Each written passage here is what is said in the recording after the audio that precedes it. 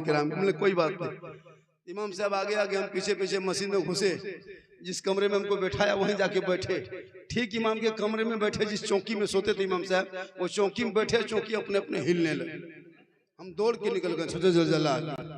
बस जलजला नहीं आया। इमाम से झारखंड में आप बैठिए, कोई दिक्कत नहीं है, इसमें जो कील कांटी है सब खुल के फेंका गया है, उसमें कुछ है ही नहीं है, इसलिए हिल रही है। हम बोले या अल्लाह, किस गांव में जलसा हो रहा है जिसमें इमाम की हालत ही है। हम बोले कोई सदर सिक्योरिटी मोहल्ले में है कि नहीं? बस सिक्योरिटी है वो ठेकेदार है, सदर जो है वो मताल है, मस्जिद कभी आता नहीं, बस इसी तरह चौकी हिलती रहती है। हम बोले इमाम साहब छोड़िए, हमको पंखा चालू कीजिए, गर्मी है। सोचिए इमाम साहब पंखा चालू करने गया है तो वहां बटन में तार सटा रहा है। हम बोले इमाम साहब ये क्या हो रहा है? बोले यही हो रहा है। उसके बाद जब पंखा क्यों हिल चले, पंखा खाली हम बोले क्या हो रहा है? बोल रुकिए रुकिए।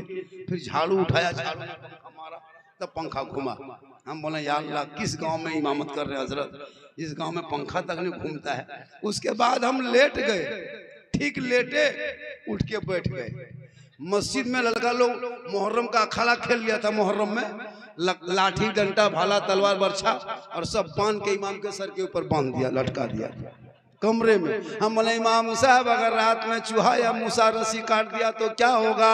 बल सुबह तक हम भी शहीद हो जाएंगे। हम बोले या अल्लाह, किस गांव में जलसा हो रहा है? जलसा से पहले ये सुधारना चाहिए। उनके बाद हम लेट गए, करवट होके सो गए, डर लगता था। अब देखे मस्जिद में जनाजा खाट भी इमाम के कमरे में लटका हुआ था।